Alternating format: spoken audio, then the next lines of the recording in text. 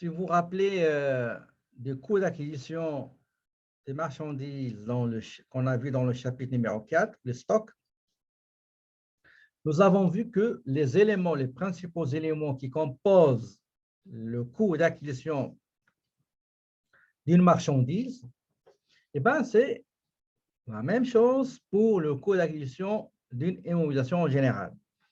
Nous avons le prix d'achat de cette immobilisation plus tous les frais qui viennent après l'achat, de l'achat jusqu'à l'acquisition et l'entrée dans le patrimoine de l'entreprise. Par exemple, on achète du matériel, mobilier de bureau, je ne sais pas moi, dans un grand magasin à Ontario, dans la province d'Ontario. Donc, c'est le prix d'achat au prix du fournisseur, plus le transport de l'Ontario jusqu'à Montréal, plus l'assurance de ce transport-là, plus entreposage, manutention, chargé, déchargé, plus le montage de ces articles-là à ces actifs immobilisés, il faut les monter, il faut les vérifier, il faut les tester, etc. Le total, c'est le coût d'acquisition d'immobilisation. Donc, pour ne pas répéter la même chose. D'accord? Donc, on va essayer de voir un extrait du manuel de l'Institut comptable du Canada. Qu'est-ce qu'il dit? Il dit que le coût d'une immobilisation comprend le prix d'achat et les autres coûts d'acquisition tels que le prix de levée d'un droit d'option, les frais de courtage, d'installation, y compris les frais de conception, les honoraires des architectes, des ingénieurs, les frais juridiques, les frais d'arpentage, c'est-à-dire ce qui est géomètre fait, les frais d'assainissement, d'aménagement d'un terrain, les frais de transport, les frais d'assurance transport, les droits de douane, autres droits, ainsi que les frais d'essai et de préparation. Donc, l'ensemble, comme vous voyez à gauche, là, les coûts immobilisés, vous allez voir tout ce qui a été édicté dans le manuel de l'ECCA.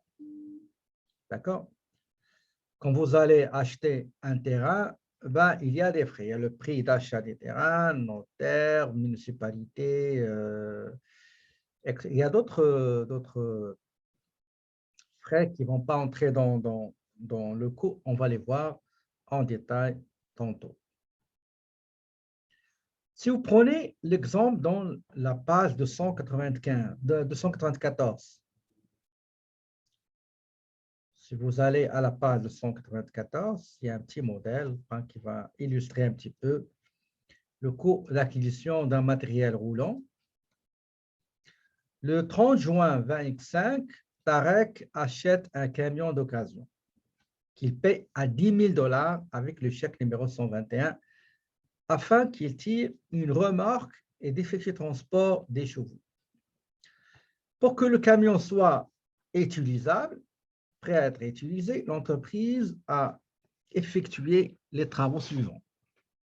Le 2 juillet, il fait repeindre le camion aux couleurs de l'entreprise au coût de 5 000 $. Ça, il y a un coût d'amélioration du camion, de l'immobilisation, de 5 000 $, la peinture. Donc, j'ai le coût, le prix d'achat, qui est le prix d'achat, qui est 10 000, plus la peinture, 5 000 $. Pour des raisons de sécurité, on a aussi procédé à l'installation de 4 nouveaux pneus au coût de 600 $. Donc, il y a les pneus. Et de nouveaux freins et amortisseurs au coût de 1 000 $. Donc, plus 1 000 $. Il paie le tout avec le chèque numéro 122. Donc, en conduisant le camion au garage pour le faire réparer, un employé remplit le réservoir du camion avec de l'essence ordinaire par erreur. Par erreur. Donc, et cette erreur-là a coûté à l'entreprise 1 200 $ pour vider le réservoir et remplir le réservoir avec l'essence ordinaire. Okay? Pardon, carburant diesel. Donc, Tarek paie cette facture à laquelle les taxes ont été ajoutées avec le chèque 123. Ici, nous avons uniquement 4 éléments, 4 composantes de coût d'acquisition de cette immobilisation. Il y a le prix d'achat 10 000, plus la peinture 5 000, plus pneus 600 $, plus les freins 1 000 $. Alors que 1 200, ça ne fait pas partie, ça ne va pas donner une valeur au camion. Ça, c'est une charge. On va voir comment on a comptabilisé tout ça. Tout d'abord, on commence par la comptabilisation du matériel roulant.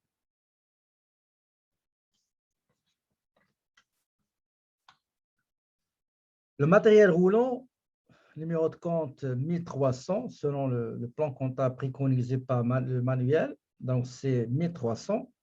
Le débit, c'est 10 000, donc c'est le prix d'achat. La TPS et la TVQ, donc la valeur totale avec taxe, c'est 11 497. Ça, c'est le matériel roulant. Les réparations qu'il a effectuées, on va les compter tout de suite. Il y a 5 000 la peinture, il y a les pneus, il y a les freins. Donc 5 000 plus 600, 5 600 plus 1 000, c'est 600, 6 600.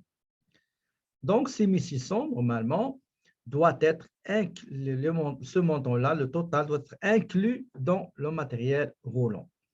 Donc 6 600 plus les taxes. Il y a d'autres méthodes pour comptabiliser tout ça. Qu'est-ce qu'on fait? On met 16 600.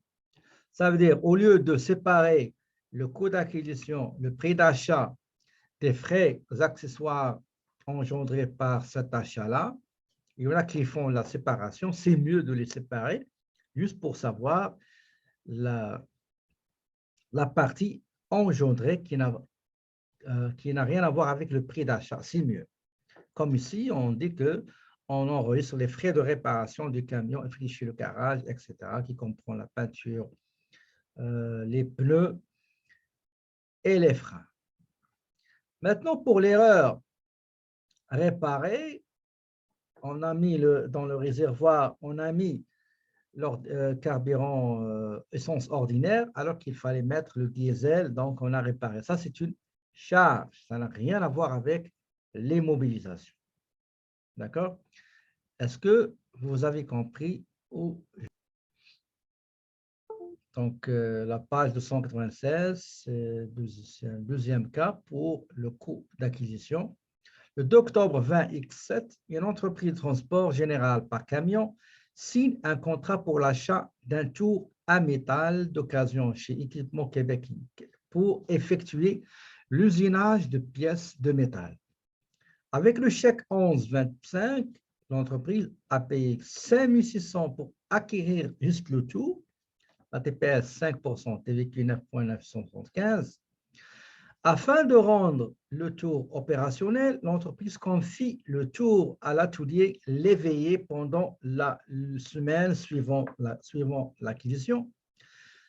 Donc, ces derniers, qu'est-ce qu'ils ont fait? Ils ont remplacé les coteaux, procèdent au nettoyage, à la lubrification des engrenages et ajoutent un dispositif de sécurité sur le levier de démarrage.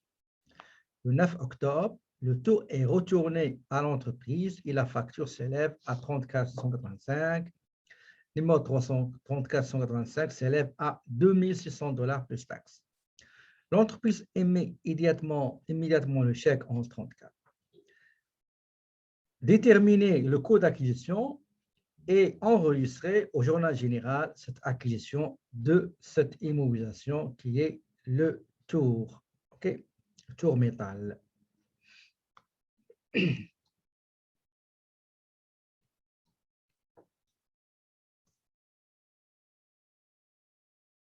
Donc, on commence par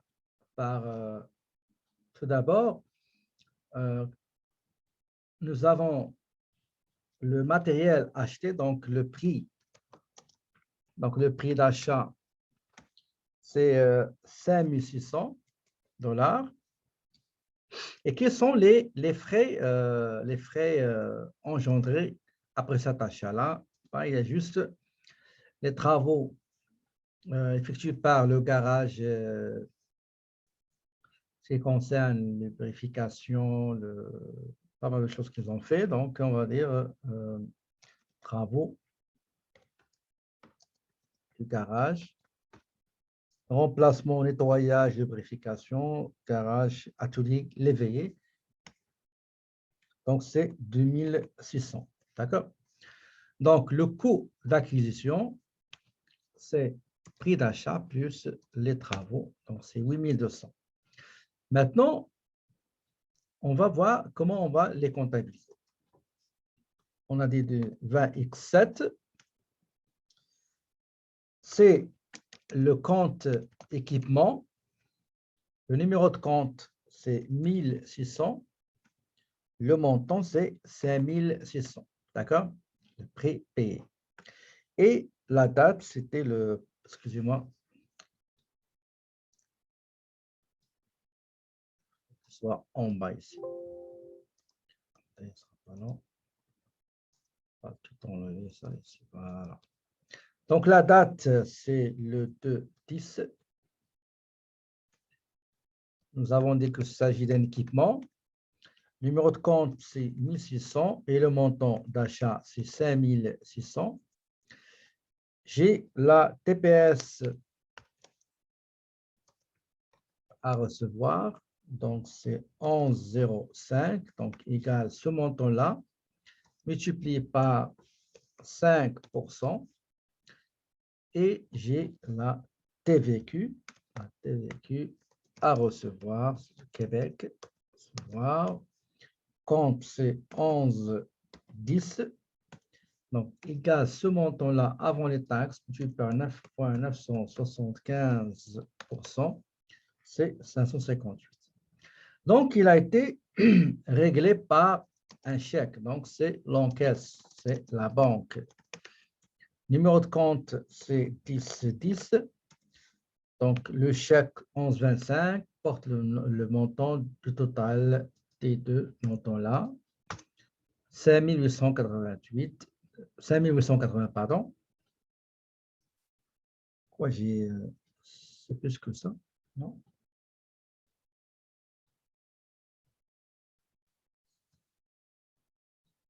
OK. Égal, pardon. Voilà, les trois. Moi, j'ai juste totalisé deux. Donc, la description, ça, on va mettre achat au comptant d'un tour chez le fournisseur équipement Québec Inc. Et le chèque avec lequel on a payé, chèque numéro 1125. Donc, une fois on a acheté ça, on l'a ramené à l'atelier l'éveillé pour faire quelques travaux. Et c'était le 2-10. Donc, les travaux de nettoyage, remplacement, lubrification seront intégrés dans le matériel concerné qui est équipement. 1600. Donc, la facture réglée par le chèque numéro 1134 s'élève avant les taxes à 2600. Donc, j'ai la TPS et la TVQ. Je vais faire juste copie ici pour gagner du temps. Donc, j'ai la TPS 130, la TVQ 259 et le total réglé par le chèque. Donc, on va venir ici pour la description et on va écrire bon, travaux de remplacement,